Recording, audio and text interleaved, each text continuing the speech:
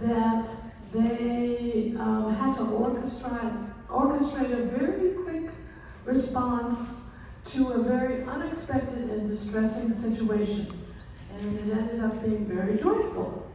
In June of 2023, 36 migrants, mostly from Venezuela, ages 30 to 35 years old, were flown to Sacramento from Texas. You may have heard about this. Supposedly, they promised employment and places to live and even help with their immigration status. There were no such employment or places to live.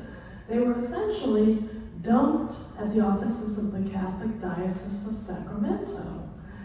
The Diocese of Sacramento realized that they needed to work with a multi-faith group called ACT, standing for Area Congregations Together, and they notified their executive director of the situation. And SACT's offices were at a Unitarian church in Sacramento. Originally, the church wanted to house these migrants, but they realized that they didn't have something that was required, which was security. Well, turn to congregations. Jewish congregations always have to have security, and Beth Israel B'nai Israel has a gated campus, and the rabbi immediately said yes, bring the migrants to B'nai Israel, and they would be able to stay there. So volunteers had to work very quickly to acquire cots, bedding, and other items that they needed to stay overnight at the temple.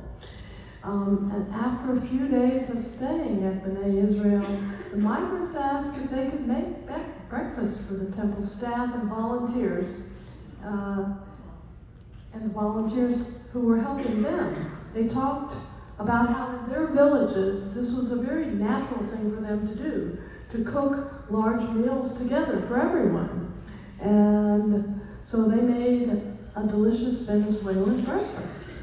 So this was all happening very quickly. Just about 6 days after they arrived, the migrants were at B'nai Israel, and members of the sisterhood approached the rabbi about hosting a Shabbat dinner, which the migrants would cook. And that was scheduled for July 16th. The rabbi said yes. And by Sunday, the 11th, 4 women of B'nai Israel came together to discuss and plan the event. They met for a couple of days, Sunday and Monday, and ironed out the details. By Tuesday, the arrangements had been made for a Spanish-speaking congregant to take a few of the migrants shopping for food for the dinner, and then SACT had prepared the advertising out to their networks.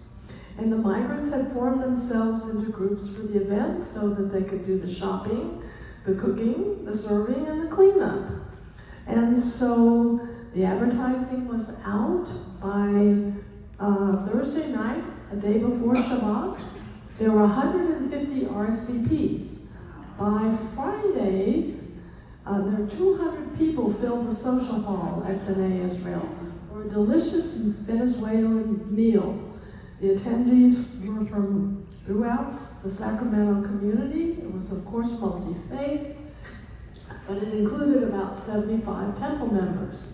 So this incident that was which was intended to cause distress, actually turned into a very joyous event, even magical. So the multi-faith community in Sacramento said no to misery, and instead they had a celebration. And I want to congratulate the women of B'nai Israel with this special recognition, Kavod Award.